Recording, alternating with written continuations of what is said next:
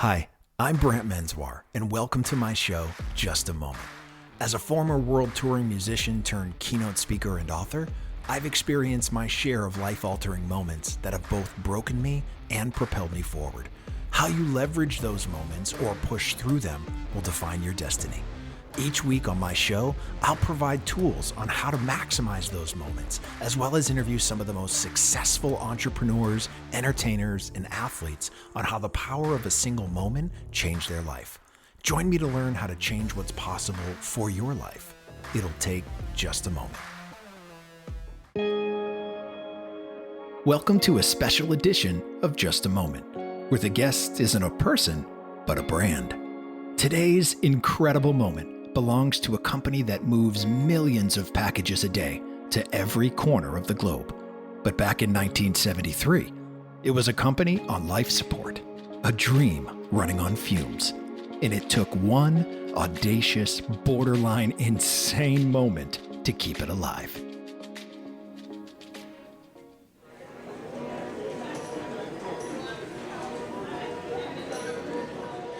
The cards are on the table.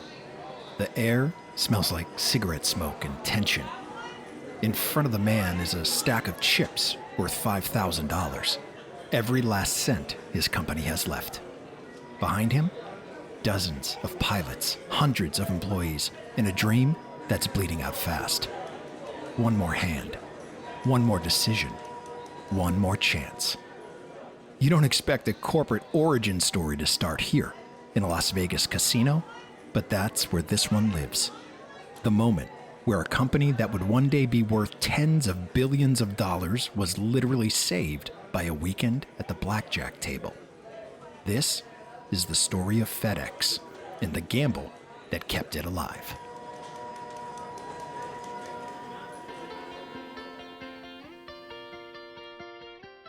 The seeds of FedEx were planted in 1965 in a Yale University dorm room in the form of a college term paper. The student was Frederick W. Smith, a young man with a mind for logistics and a knack for spotting gaps in the system.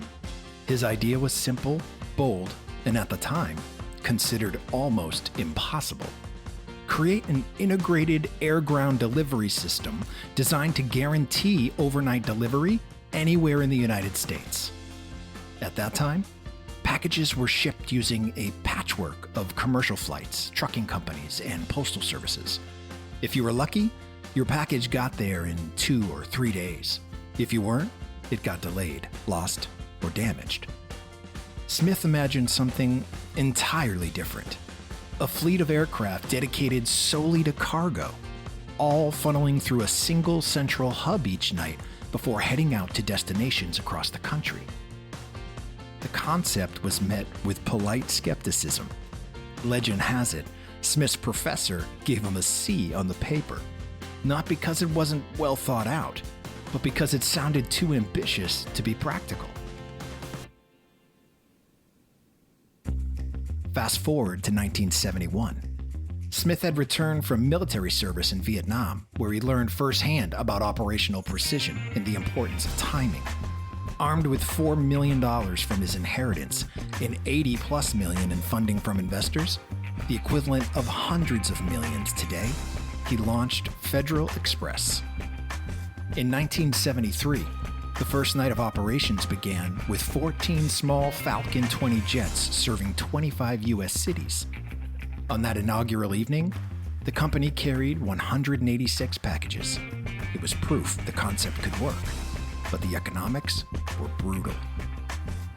The fixed costs of aircraft, fuel, maintenance, pilots, and ground staff hit the books long before the revenue from those flights could catch up. FedEx was losing over $1 million a month. Investors were nervous. Fuel prices were climbing, and the clock was ticking.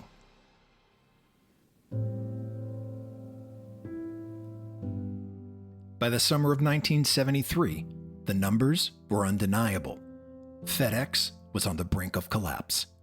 The company's bank account balance had dwindled to just $5,000. That was enough to cover maybe a weekend's worth of fuel for the fleet. Without that fuel, there would be no flights.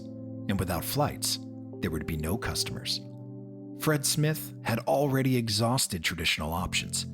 He pitched to investors. He met with banks. He tried every possible angle to secure emergency funding, but no one was willing to throw good money after what looked like a failing enterprise. Inside the company, morale was beginning to slip. People kept working, but the tension was palpable. Every day, the question loomed: will we still be here next week? The brutal reality was clear. They were days away from shutting down.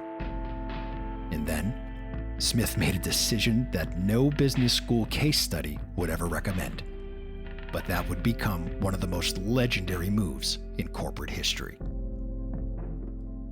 Smith booked a flight to Las Vegas. No announcement, no farewell speech, no board approval.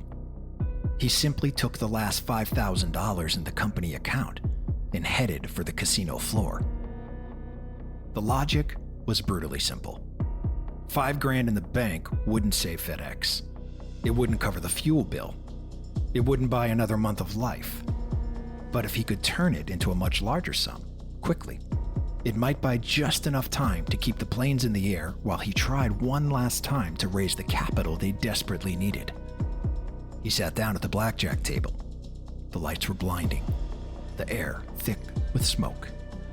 Chips clicked against felt as the dealer shuffled. Blackjack is a game of odds and nerve. Smith had both. The first few hands were a roller coaster. A small win, then a loss. Up to $7,000, down to $4,000. Each card mattered. Every hit or stand carried the weight of hundreds of livelihoods. Slowly, the stack began to grow. 10,000, 15, 20. Each decision measured, each risk taken with care. By the time he pushed back from the table, the pile of chips in front of him totaled $27,000, more than 5 times what he had walked in with. Enough to buy a week's worth of jet fuel, and with it, 1 more week of operations. That week turned out to be the lifeline they needed. Planes kept flying, packages kept moving, and in those precious days, Smith was able to secure $11 million in additional funding from investors who saw that FedEx was still in the fight. From there, the company began to stabilize. Within a few years, FedEx went from near bankruptcy to profitability, and within a decade, it was generating over $1 billion in annual revenue. That weekend in Las Vegas didn't just save a company, it cemented its identity, bold, risk-taking, and relentless in the pursuit of its mission. Today, FedEx delivers more than 15 million packages a day to over 220 countries and territories. It's a cornerstone of global commerce, and it's easy to forget just how close it came to disappearing before it ever had the chance to change the world. The gamble in Las Vegas was not a business strategy. It was a last resort. And while the story has become a piece of corporate legend, it's important to remember that for every miracle weekend, there are countless others where the gamble doesn't pay off. But in this case, it did. And that one moment, a founder sitting at a blackjack table, betting the last of the company's money, gave FedEx the breathing room to become what it is today. It's proof that sometimes survival comes down to a single decisive moment, the kind that tests your nerve, your vision, and your willingness to risk everything for just one more chance to win. I'm Brant Menswar, and this was Just a Moment.